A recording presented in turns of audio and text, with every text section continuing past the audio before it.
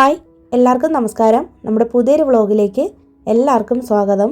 എല്ലാവരും സുഖമായിട്ടിരിക്കുമല്ലേ? ഞങ്ങളിവിടെ സുഖമായിട്ടിരിക്കുന്നു. ഫെബ്രുവരി 14, അതായത് വാലന്റൈൻസ് ഡേ ആണെന്ന്. അന്ന് സാറ്റർഡേ ആണ്. അപ്പം നമുക്ക് വീഡിയോ ഇല്ലാത്തത് കൊണ്ടാണ് നേരത്തെ ഈ ഒരു വിഷ് പറയുന്നത് കേട്ടോ. അപ്പം നമ്മുടെ ഒരു സിസ്റ്റർ രഞ്ജിമയുടെ വെഡിങ് ആനിവേഴ്സറി ആണെന്ന് പറഞ്ഞിട്ടുണ്ട്. രഞ്ജിമ എന്നാണ് ആ സഹോദരിയുടെ പേര്. ഹസ്ബൻഡിന്റെ പേര് സുനിൽ ആണെന്ന് പറഞ്ഞിട്ടുണ്ട്. അപ്പോൾ നമ്മുടെ വീഡിയോസ് ഒക്കെ നന്നാവുന്നുണ്ടെന്നും എപ്പോഴും നമ്മുടെ വീഡിയോസ് ഒക്കെ കാണാറുണ്ടെന്നും പറഞ്ഞിട്ടുണ്ട് കേട്ടോ. അപ്പോൾ വെഡിങ് ആനിവേഴ്സറി വിഷസ് അറിയിച്ചേക്കണേന്ന് പറഞ്ഞിരുന്നു. അപ്പോൾ എല്ലാവിധ ആശംസകളും നേരുന്നു. രണ്ടുപേരും ഒരുമിച്ച് ഒരുപാട് കാലം സന്തോഷത്തോടെ ആയുരാരോഗ്യ സൗഖ്യത്തോടെ നന്നായിട്ട് കുടുംബജീവിതം നയിക്കാനായിട്ട് സർവീസിന്റെ എല്ലാ അനുഗ്രഹങ്ങളും ഉണ്ടാകട്ടെ.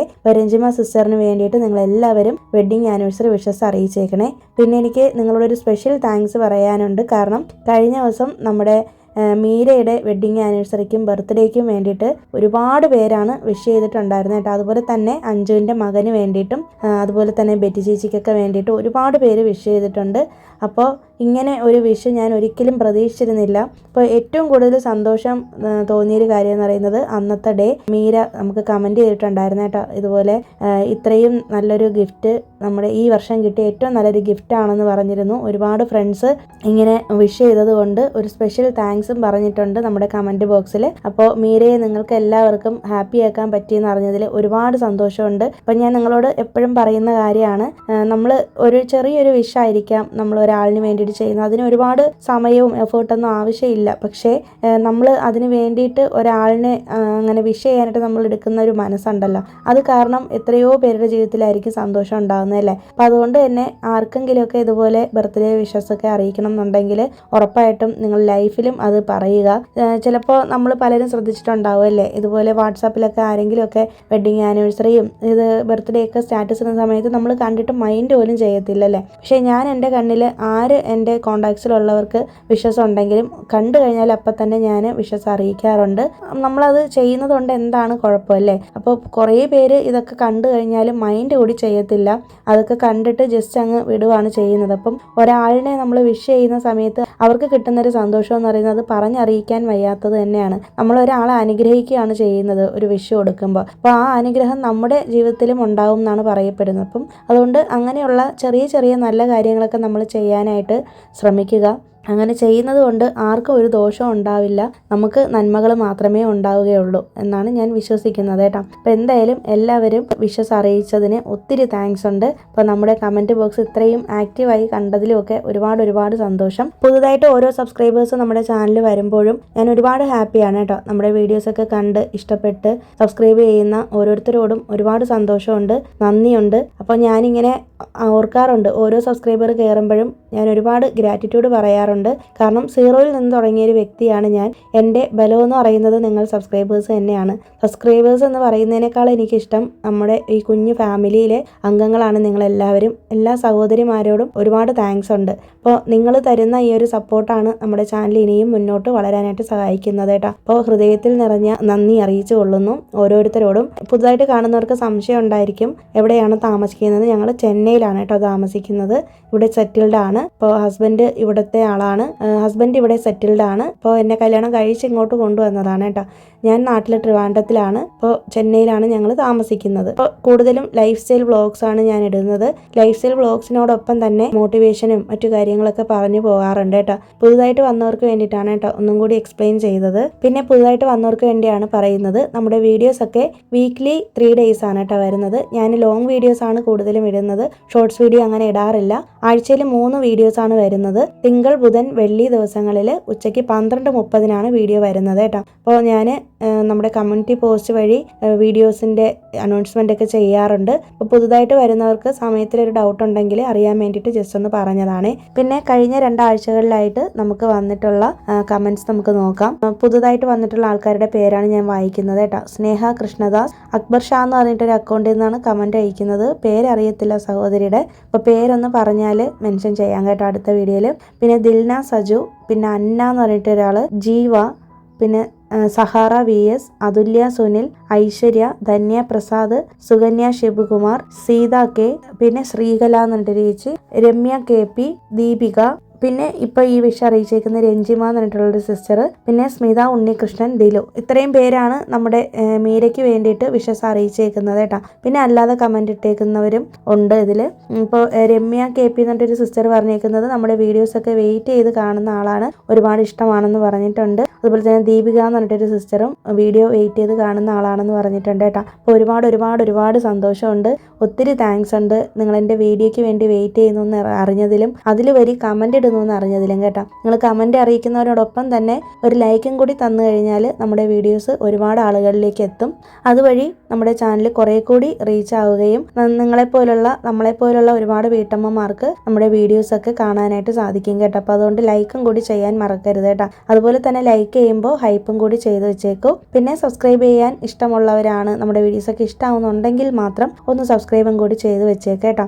അപ്പോൾ ഇന്ന് ഞാൻ നമ്മുടെ കിച്ചൺ ഒന്ന് ഡീപ്പ് ക്ലീനിങ് ചെയ്യുവാണ്. അപ്പോൾ ആകെ ഒന്ന് ഡസ്റ്റ് അടിച്ച് കിടക്കാൻ കേട്ടോ. കഴിഞ്ഞ മാസം ഞാൻ ക്ലീനിങ് വീഡിയോസ് ഒന്നും ഇട്ടിട്ടില്ല, പക്ഷേ ഞാൻ ക്ലീനിങ് ചെയ്തിരുന്നു. നമ്മൾ യാത്രയൊക്കെ കഴിഞ്ഞിട്ട് വന്ന് മൂന്നാറും വാഗമണ്ണൊക്കെ പോയിട്ട് വന്നിട്ട് പിന്നെ പനിയൊക്കെ പിടിച്ചു. അത് കഴിഞ്ഞതിന് ശേഷം ഞാൻ ക്ലീൻ ചെയ്തതാണ്, പക്ഷേ ഞാൻ അപ്പോൾ വ്ളോഗൊന്നും എടുത്തിട്ടില്ല. അപ്പോൾ എല്ലാ മാസവും ഞാനിങ്ങനെ ഡീപ്പ് ക്ലീനിങ് ചെയ്യാറുണ്ടെന്ന് നിങ്ങൾക്ക് അറിയാമല്ലോ, കുറേ ആയല്ലോ ഇപ്പോൾ നമ്മൾ ഈ ഒരു ഡീപ്പ് ക്ലീനിങ് വീഡിയോസ് ഷെയർ ചെയ്തിട്ട്. അപ്പോൾ നിങ്ങൾക്കൊരു ഇൻസ്പിറേഷൻ ആവട്ടെ എന്ന് വിചാരിച്ചിട്ടാണ് കേട്ടോ ഇതും ഇന്ന് ഷെയർ ചെയ്തത്. പിന്നെ ആദ്യം ഒന്ന് ഡസ്റ്റാണ് അടിച്ചെടുക്കുന്നത്. അതിന് മുന്നേ തന്നെ കൗണ്ടർ ടോപ്പിലിരിക്കുന്ന എല്ലാ സാധനങ്ങളും മാറ്റി. അപ്പോൾ നമ്മുടെ കൗണ്ടർ ടോപ്പ് ഒന്നും കൂടി ഒന്ന് റീസെറ്റ് ചെയ്യണം. ഈ എൻ്റെ കയ്യിലിരിക്കുന്ന ഈ ഡസ്റ്റർ ഉണ്ടല്ലോ, ഇത് ഞാൻ മീഷോയിൽ നിന്ന് മേടിച്ചതാണ്. നല്ല റേറ്റും കുറവാണ്, നല്ല യൂസ്ഫുള്ളാണ് കേട്ടോ. നമുക്ക് ഫാനൊക്കെ ക്ലീൻ ചെയ്യാനും ഇതുപോലെ എത്ര ഹൈറ്റിൽ വേണമെങ്കിലും നമുക്ക് ആ കമ്പി നീട്ടി അഡ്ജസ്റ്റ് ചെയ്തിട്ട് നമുക്ക് യൂസ് ചെയ്യാം കേട്ടോ. അപ്പോൾ മറ്റൊരാളുടെ സഹായം ഇല്ലാതെ തന്നെ നമുക്ക് ഫാനൊക്കെ ക്ലീൻ ചെയ്യാനായിട്ട് ഒരുപാട് ഉപകാരപ്പെടും.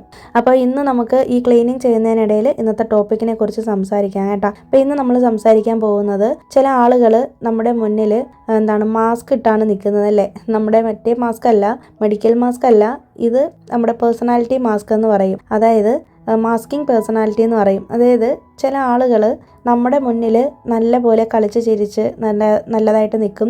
പക്ഷേ ചില സാഹചര്യങ്ങളിൽ, ചില സന്ദർഭങ്ങളിൽ ചില ആളുകളുടെ തനി നിറം പുറത്ത് വരും എന്നൊക്കെ പറഞ്ഞിട്ടില്ലേ, അങ്ങനെ ഒരു സംഭവമാണ്. അപ്പോൾ നമുക്ക് എല്ലാവർക്കും നമ്മുടെ ലൈഫിൽ ഇതുപോലുള്ള ആളുകളെ പരിചയം ഉണ്ടാവും അല്ലേ. അപ്പോൾ നമുക്ക് ഇന്ന് അതിനെക്കുറിച്ച് നമുക്കൊന്ന് നോക്കാം കേട്ടോ. അപ്പോൾ എന്തായാലും ഒരിക്കലെങ്കിലും ഒരാളിനെങ്കിലും നിങ്ങൾ മാസ്ക് ഇട്ട ഒരാളിനെ കാണാതിരിക്കത്തില്ല. കാരണം 99% ആൾക്കാരും ഒരു പുറം മാസ്കിലൂടെ, ഒരു മുഖംമൂടിയോടുകൂടി തന്നെയാണ് ജീവിക്കുന്നത്. ഇപ്പോൾ ഈവൻ ഞാനാണെങ്കിൽ പോലും, ഇപ്പോൾ ഞാനിപ്പോൾ സോഷ്യൽ മീഡിയയിൽ ഇങ്ങനെ സംസാരിക്കുന്നതും ഇങ്ങനെ നിൽക്കുന്നതും ചിലപ്പോൾ നേരിട്ട് കാണുമ്പോൾ എൻ്റെ സംസാരം ഇങ്ങനെ ആയിരിക്കത്തില്ല.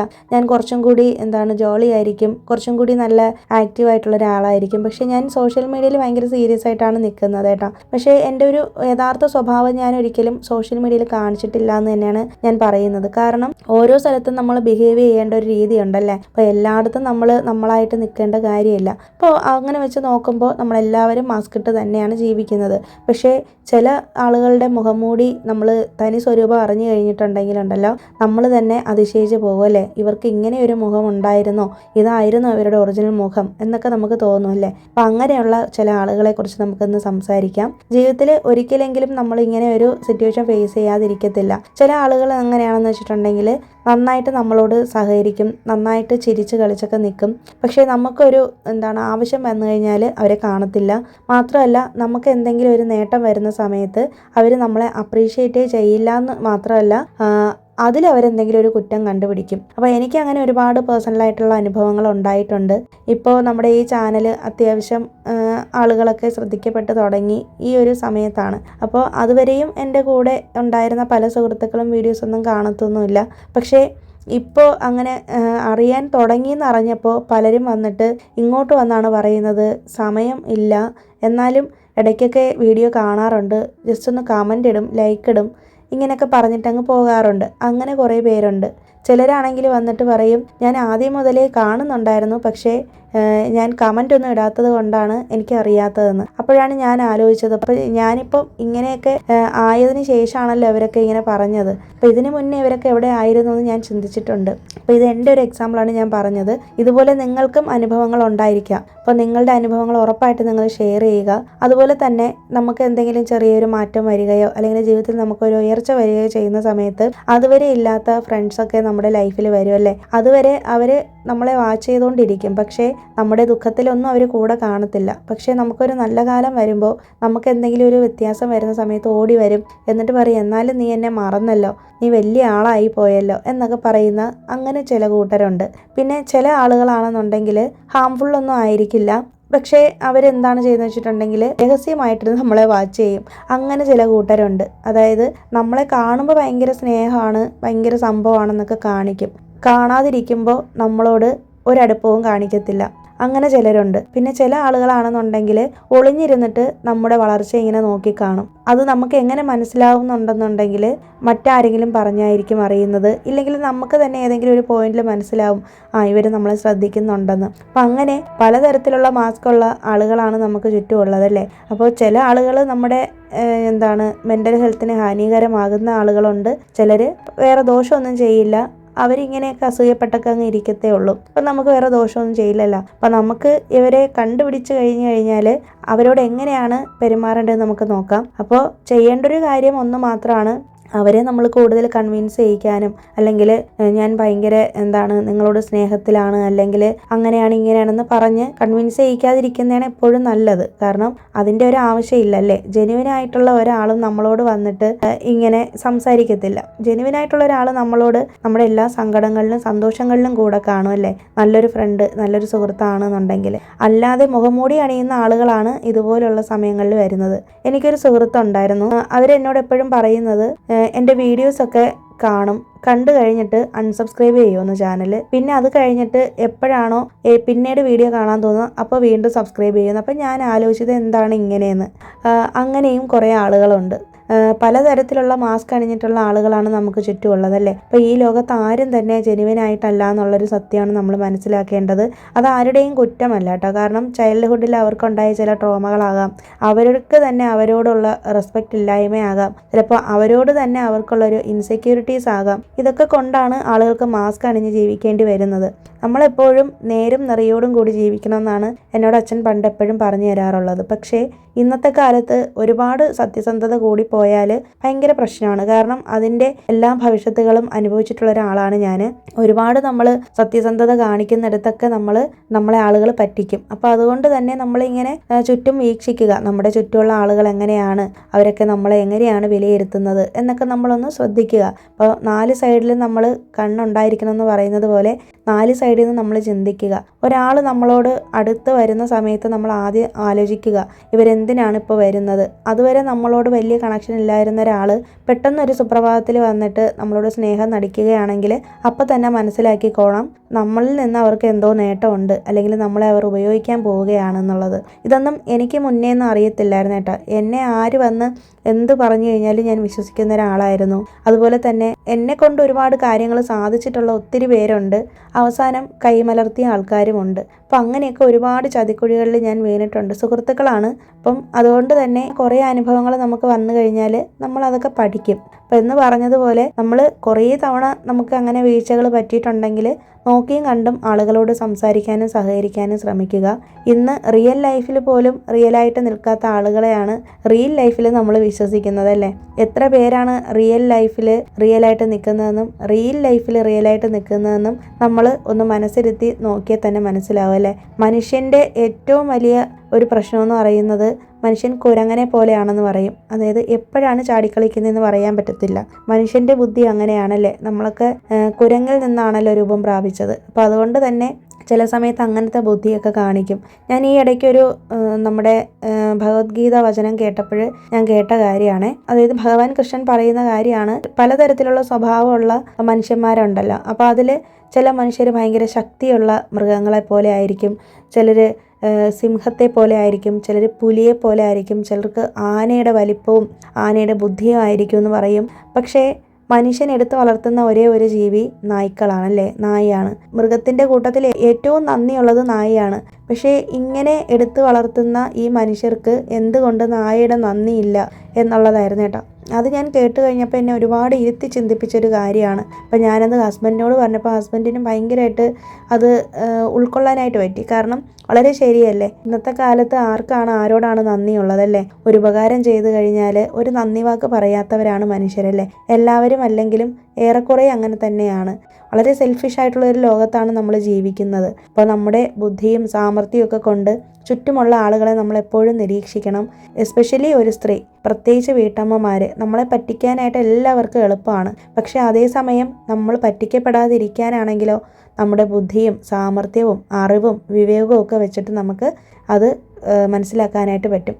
അങ്ങനെ മനസ്സിലാക്കണം എന്നുണ്ടെങ്കിൽ നമ്മൾ മറ്റുള്ളവരെ തൃപ്തിപ്പെടുത്തി ജീവിക്കുന്നത് നിർത്തുക. നമ്മൾ നമ്മുടെ കാര്യങ്ങളിലോട്ട് ഫോക്കസ്ഡ് ആവുക. ഒരിക്കലും സെൽഫ് ലവ് എന്ന് പറയുന്നത് സെൽഫിഷ് ആയിട്ടുള്ളൊരു കാര്യമല്ല. സ്വയം സ്നേഹിക്കുക എന്ന് പറയുന്നത് വലിയൊരു കാര്യമാണ്. സ്വയം സ്നേഹിക്കുന്നവന് മാത്രമേ മറ്റൊരുവനെ സ്നേഹിക്കാൻ പറ്റുള്ളൂ, മറ്റുള്ളവരുടെ വികാരം മനസ്സിലാക്കാൻ സാധിക്കുകയുള്ളൂ. അപ്പോൾ അതുകൊണ്ട് തന്നെ ഞാനിപ്പോൾ ചെയ്യുന്നത് കുറേ അനുഭവങ്ങളായല്ലോ. അപ്പോൾ അതുകൊണ്ട് തന്നെ ഇപ്പോൾ ഞാൻ ചെയ്യുന്നത് ആരുടെ കാര്യങ്ങളിലും ഇടപെടാൻ പോകാറില്ല, ആരുടെ കാര്യങ്ങളിലും അഭിപ്രായം പറയാൻ പോകാറില്ല. എത്ര വേണ്ടപ്പെട്ടവരാണെങ്കിലും നല്ലൊരു ബൗണ്ടറി സെറ്റ് ചെയ്ത് തന്നെയാണ് ജീവിക്കുന്നത്. എനിക്ക് പേടിയാണ് മനുഷ്യരെ, കാരണം നമ്മൾ ഒരുപാട് അടുക്കും തോറും നമ്മളിൽ നിന്ന് അകന്നു പോകുന്നവരാണ് മനുഷ്യന്മാരല്ലേ. അപ്പോൾ അതുകൊണ്ട് തന്നെ ഏതൊരു ബന്ധവും നല്ല രീതിയിൽ മുമ്പോട്ട് പോകണം എന്നുണ്ടെങ്കിൽ നമ്മളെപ്പോഴും ബൗണ്ടറി കീപ്പ് ചെയ്ത് തന്നെ മുന്നോട്ട് പോവേണ്ടി വരും. അതുപോലെ തന്നെ നമ്മൾ സ്ത്രീകൾ പ്രത്യേകിച്ച് ശ്രദ്ധിക്കേണ്ട ഒരു കാര്യം എന്ന് പറയുന്നത് എപ്പോഴും ഹൃദയം കൊണ്ട് ജീവിക്കേണ്ടവരല്ല, ബുദ്ധി കൊണ്ട് ജീവിക്കേണ്ടവരാണ്. ഇപ്പോൾ ചില ആളുകളെ കണ്ടിട്ടില്ലേ, ചില ഓഫീസുകളിൽ വർക്ക് ചെയ്യുന്ന ആളുകളാണെങ്കിലും അവർ ഒരുപാട് പണിയെടുക്കാത്ത ആളുകളായിരിക്കും നന്നായിട്ട് പ്രൊമോഷൻ മേടിച്ച് സാലറിയൊക്കെ കൂടുതൽ മേടിച്ച് അങ്ങനെ പോകുന്നത്. കാരണം എനിക്കിത് എക്സ്പീരിയൻസ് ഉള്ളൊരു കാര്യമാണ്. ഞാൻ ഒരു വർഷം അപ്രന്റീഷിപ്പ് ചെയ്തിട്ടുള്ള ആളാണ് കോളേജ് കഴിഞ്ഞ സമയത്ത്. അപ്പോൾ ആ സമയത്ത് ഞാൻ നന്നായിട്ട് പണിയെടുക്കുകയും നല്ലപോലെ ജോലി ചെയ്യുകയും ചെയ്തിട്ടുണ്ട്. പക്ഷേ എന്നേക്കാൾ കൂടുതൽ അവിടെ ഒരു അപ്രീസിയേഷൻ വാങ്ങിയതും പിന്നീട് ജോലിയിൽ തുടരുകയും ചെയ്തത് എൻ്റെ കൂടെ ഉണ്ടായിരുന്ന വ്യക്തിയാണ്. അപ്പോൾ ഏറ്റവും കൂടുതൽ നമ്മൾ പണിയെടുക്കുന്നു എന്ന് പറഞ്ഞിട്ട് കാര്യമില്ലല്ലേ. അതുകൊണ്ട് നമ്മൾ മനസ്സിലാക്കേണ്ടത് നമ്മുടെ ബുദ്ധിയും സാമർഥ്യവും നല്ല രീതിയിൽ ഉപയോഗിക്കാനായിട്ട് ശ്രമിക്കുക. ആവശ്യത്തിൽ കൂടുതൽ പണികൾ ചെയ്ത് പണികൾ മേടിച്ച് കൂട്ടാതെ ആവശ്യത്തിന് മാത്രം പണികൾ ചെയ്യുക. നിത്യജീവിതത്തിലാണെങ്കിലും മറ്റുള്ളവരുടെ കാര്യങ്ങളിൽ അനാവശ്യമായി ഇടപെടാൻ പോയി ആവശ്യമില്ലാത്ത പണികൾ മേടിച്ച് പിടിക്കാതെ സ്വന്തം കാര്യം നോക്കി സ്വയം വ്യക്തിത്വം എങ്ങനെ നന്നാക്കാം, സ്വയം എങ്ങനെ വലുതാകാം, ഓരോ ദിവസവും നമ്മളിൽ എന്തൊക്കെ മാറ്റം കൊണ്ടുവരാം എന്നൊക്കെ നമ്മൾ ചിന്തിക്കുക. പിന്നെ മനസ്സിലാക്കേണ്ട മറ്റൊരു കാര്യം, എല്ലാ കാര്യങ്ങൾക്കും റിയാക്ട് ചെയ്യാൻ പോകരുത് എന്നുള്ളതാണ്. ഞാനിപ്പോൾ അങ്ങനെയാണ് ചെയ്യുന്നത്. എനിക്കിഷ്ടപ്പെടാത്ത എന്തെങ്കിലും ഒരു സംഭവം നടക്കുകയോ എന്നോട് ആരെങ്കിലും മോശമായിട്ട് പെരുമാറുകയോ ചെയ്തു കഴിഞ്ഞാൽ ഞാൻ അവരെ അകലം പാലിച്ച് നിർത്തുകയാണ് ചെയ്യുന്നത്. ഒരിക്കലും അവരോട് പിന്നെ കൺവിൻസ് ചെയ്യാൻ പോവുകയോ അല്ലെങ്കിൽ അങ്ങനെ ആയിരുന്നു ഇങ്ങനെ ആയിരുന്നു ഞാൻ ഉദ്ദേശിച്ചത്, അങ്ങനെയാണ് ഇങ്ങനെയാണെന്നൊന്നും പറയത്തില്ല. അത്രയ്ക്കും വേണ്ടപ്പെട്ടവരാണെങ്കിൽ ഒരു തവണ കൺവിൻസ് ചെയ്യിക്കാനായിട്ട് നോക്കും. അവർക്കത് മനസ്സിലായില്ല, നമ്മളെ വിട്ട് കളയുകയാണെങ്കിൽ അവർക്ക് അവരുടെ വഴിക്ക് പോകാം, എനിക്ക് എൻ്റെ വഴിക്ക് പോകാം. നമുക്ക് കൂടുതൽ അറ്റാച്ച്മെൻറ്റ് വരാതിരിക്കുന്നതാണ് എപ്പോഴും നല്ലത്. ആളുകളോട് ഒരുപാട് അറ്റാച്ച്ഡ് ആകുമ്പോഴാണ് ആരെങ്കിലും എന്തെങ്കിലും പറയുമ്പോൾ വേദന ഉണ്ടാവുകയും വിഷമം വരികയൊക്കെ ചെയ്യുന്നതല്ലേ. അപ്പോൾ എല്ലാ സ്ത്രീകളും ദുർബലരാകുന്നത് ഈ ഒരു കാര്യത്തിലായിരിക്കും. പൊതുവെ വീട്ടമ്മമാരെല്ലാവരും പറയുന്ന കാര്യം തന്നെയാണ്, എന്നെ ആർക്കും ഇഷ്ടമല്ല, എന്നെ ആരും സ്നേഹിക്കുന്നില്ല, ഞാൻ അവർക്കൊക്കെ വേണ്ടിയിട്ട് എത്ര കഷ്ടപ്പെട്ടിട്ടും ആർക്കും എന്നോടൊരു സ്നേഹവുമില്ല, ഞാൻ ചെയ്യുന്നതൊന്നും ആരും അറിയുന്നില്ല എന്നൊക്കെ പറഞ്ഞിട്ട് പരാതി പറയുമല്ലേ. എന്തിനാണ്? അതിൻ്റെ ആവശ്യമില്ല. നമ്മൾ ചെയ്യേണ്ട കടമയും കർത്തവ്യവും നമ്മൾ ചെയ്യുക. ഒരു പരിധിക്കപ്പുറം നമ്മൾ ആത്മാർത്ഥത കാണിക്കരുത്. നമ്മൾ ചെയ്യേണ്ട കുടുംബത്തിലെ കാര്യങ്ങളാണെങ്കിലും കുട്ടികളുടെ കാര്യമാണെങ്കിലും എല്ലാവർക്കും വേണ്ടിയും നമ്മൾ ജീവിക്കുന്നതിനോടൊപ്പം നമ്മൾ നമുക്ക് വേണ്ടി ജീവിക്കാൻ മറക്കുന്നു. അതുകൊണ്ടാണ് ഇങ്ങനെയൊക്കെ സംഭവിക്കുന്നത്. അപ്പം അതുകൊണ്ട് തന്നെ സെൽഫ് ലവ് പ്രാക്ടീസ് ചെയ്ത് തുടങ്ങിയാൽ തന്നെ നമ്മളിൽ നമ്മളറിയാതെ കുറേ മാറ്റങ്ങൾ വരും. അതുപോലെ തന്നെ നമുക്ക് സ്ട്രോങ് ആയിട്ട് ഇരിക്കാനും പറ്റും. അപ്പം ഞാൻ ഈ പറഞ്ഞതൊക്കെ വെറുതെ ഡയലോഗ് അടിച്ചതൊന്നും അല്ല കേട്ടോ. ഞാൻ എൻ്റെ ജീവിതത്തിൽ കുറേശ്ശെ വരുത്തിയ മാറ്റങ്ങളിലൂടെ ഞാൻ നേടിയെടുത്ത കാര്യങ്ങളാണ്. വളരെ ബുദ്ധിമുട്ടാണ് തുടക്കത്തിൽ അങ്ങനെയൊക്കെ നമുക്ക് മാറി ചിന്തിക്കാനും ഒക്കെ. ഇന്നും ചില ആളുകൾക്കൊരു വിചാരമുണ്ട്, 10 വർഷം മുൻപ് അല്ലെങ്കിൽ 20 വർഷം മുൻപ് നമ്മൾ സ്കൂളിൽ പഠിച്ചിരുന്ന പോലെയാണ് നമ്മളിപ്പോഴും എന്ന്. എന്നോട് ചിലരിങ്ങനെ പറയാറുണ്ട്, പണ്ട് നീ ഇങ്ങനെയൊന്നും ആയിരുന്നില്ലല്ലോ, ഇപ്പോൾ ഭയങ്കര മെച്യൂരിറ്റി ആണ്, ഇപ്പോൾ ഭയങ്കര വലിയ ആൾക്കാരെ പോലെയാണ് സംസാരിക്കുന്നതെന്ന്. അപ്പോൾ നമ്മൾ വളരുന്നതിനനുസരിച്ച് നമ്മുടെ മാനസികമായ വളർച്ച കൂടും, അനുഭവങ്ങൾ കൂടുന്നതിനനുസരിച്ച് നമ്മൾ ഓരോ പാഠങ്ങൾ പഠിക്കുമല്ലേ. ഒരു 10 വർഷം മുൻപ് അല്ലെങ്കിൽ 20 വർഷം മുമ്പ് നമ്മൾ അങ്ങനെ ആയിരുന്നു എന്ന് വെച്ചിട്ട് ഇനിയും നമുക്ക് അങ്ങനെ ഇരിക്കാൻ പറ്റില്ലല്ലേ. അപ്പോൾ മാറ്റങ്ങൾ അനിവാര്യമാണ്. നമ്മുടെ ജീവിതത്തിൽ മാറ്റങ്ങൾ കൊണ്ടുവരേണ്ടതായിട്ടുണ്ടെങ്കിൽ ഉറപ്പായിട്ടും നമ്മൾ മാറണം. 1ാം ക്ലാസ്സിൽ പഠിച്ചിരുന്ന കുട്ടിയുടെ ബുദ്ധി ആയിരിക്കില്ല 10ാം ക്ലാസ്സിൽ പഠിക്കുമ്പോൾ, അതുപോലെ ആയിരിക്കില്ല കോളേജ് കഴിയുമ്പോൾ, അതുപോലെ ആയിരിക്കില്ല ചിലപ്പോൾ കുടുംബജീവിതത്തിലേക്ക് വരുമ്പോൾ. അപ്പോൾ അനുഭവങ്ങൾ തന്നെയാണ് എല്ലാവരെയും മാറ്റുന്നത് അല്ലേ. അപ്പോൾ അതുകൊണ്ട് തന്നെ നമ്മളങ്ങനെ മാറി എന്ന് വെച്ചിട്ട് മറ്റുള്ളവർ നമ്മളെ കളിയാക്കി എന്ന് പറഞ്ഞാൽ നമ്മൾ അതിൽ വിഷമിക്കേണ്ട ഒരു കാര്യമില്ല. എനിക്കങ്ങനെ വിഷമം വിഷമം വരാറേ ഇല്ല. കാരണം ഞാനതൊരു നല്ലൊരു ക്രെഡിറ്റ് ആയിട്ടാണ് എടുക്കുന്നത്. കാരണം അവർ എന്നെ കളിയാക്കിയതാണെങ്കിൽ പോലും എനിക്ക് അത് എന്നെ സംബന്ധിച്ചിടത്തോളം അത് വലിയൊരു അപ്രീസിയേഷൻ ആയിട്ടാണ് തോന്നുന്നത്. കാരണം എനിക്ക് മെച്യൂരിറ്റി ഉണ്ട് എന്നുള്ളത് അവർ പറയാതെ പറയുമ്പോൾ അതിൽ ഞാനൊരു വലിയ അഭിമാനമായിട്ട് തന്നെയാണ് കാണുന്നത് കേട്ടോ. അതുപോലെ നിങ്ങളെ ആരെങ്കിലും ഇങ്ങനെയൊക്കെ പറഞ്ഞിട്ടുണ്ടോ, ഇങ്ങനെയൊക്കെ നിങ്ങൾ ഫേസ് ചെയ്യേണ്ടി വരുവാണെങ്കിലും നിങ്ങൾ ഇങ്ങനെ ചിന്തിക്കുക, എത്ര നമ്മളെ നെഗറ്റീവായിട്ട് പറയുന്ന കാര്യങ്ങൾ നമ്മൾ പോസിറ്റീവാക്കി എടുക്കാനായിട്ട് ശ്രമിക്കുക. അപ്പോൾ നമുക്ക് മറ്റ് ഉള്ള കാര്യങ്ങളിലോട്ട് കൂടുതൽ വിഷമം തോന്നത്തില്ല. അപ്പോൾ അതേ സംസാരിക്കുന്നതിനിടയിൽ കുറേ കാര്യങ്ങളൊന്നും സംസാരിച്ചല്ലേ. അപ്പോൾ ഇന്ന് സംസാരിക്കുന്നതിനിടയിൽ നമ്മുടെ കിച്ചണൊക്കെ ഒന്ന് ക്ലീൻ ചെയ്തു, കൗണ്ടർ ടോപ്പൊക്കെ ഒന്ന് നീറ്റാക്കി ഇട്ടിട്ടുണ്ട്. പിന്നെ അത് കഴിഞ്ഞിട്ട് ലഞ്ചിന് വേണ്ടിയിട്ട് രാവിലെ തന്നെ ചോറും വഴുതനങ്ങ മെഴുക്കുവരട്ടിയും ചീര തോരനും ഒക്കെ വെച്ചിട്ടുണ്ടായിരുന്നു കേട്ടോ. പിന്നെ ഇടയിൽ കാണിച്ചത് കാരക്കുഴമ്പാണ്, വെങ്കായ കാരക്കുഴമ്പെന്ന് പറയും. ഞാൻ റെസിപ്പി ഷൂട്ട് ചെയ്തിട്ടില്ല, രാവിലെ ആമയ്ക്ക് സ്കൂളിൽ കൊണ്ടുപോകാൻ വെച്ചതാണ് കേട്ടോ. കഴിഞ്ഞ ദിവസം മേടിച്ചിട്ടുള്ള മീൻ ഇരിപ്പുണ്ടായിരുന്നു, അതും കൂടി വറുക്കാനായിട്ട് എടുത്തിട്ടുണ്ട്. അപ്പോൾ ഇതും കൂടെ കൂട്ടിയിട്ട് നമ്മളിനി ഭക്ഷണം കഴിക്കും, ഉച്ചക്കലത്തെ ലഞ്ച്. അപ്പോൾ ഇത്രയേ ഉള്ളൂ ഇന്നത്തെ ഒരു വീഡിയോ. ഈ ഒരു വീഡിയോ നിങ്ങൾക്ക് ഇഷ്ടമായി എന്ന് വിശ്വസിക്കുന്നു. ഇഷ്ടമായെങ്കിൽ മറക്കാതെ ഒന്ന് ലൈക്ക് ചെയ്യാനും ഷെയർ ചെയ്യാനും കമൻറ്റ് ചെയ്യാനും ഹൈപ്പ് ചെയ്യാനും, വീഡിയോസൊക്കെ ഇഷ്ടമാകുന്നുണ്ടെങ്കിൽ ചാനൽ ആദ്യമായിട്ടാണ് കാണുന്നതെങ്കിൽ ഒന്ന് സബ്സ്ക്രൈബ് ചെയ്തും കൂടി വെച്ചേക്കണേ. പുതിയ വീഡിയോ ആയിട്ട് നമുക്കിനി വീണ്ടും കാണാം. അതുവരേക്കും എല്ലാവർക്കും ബൈ. Thanks for watching.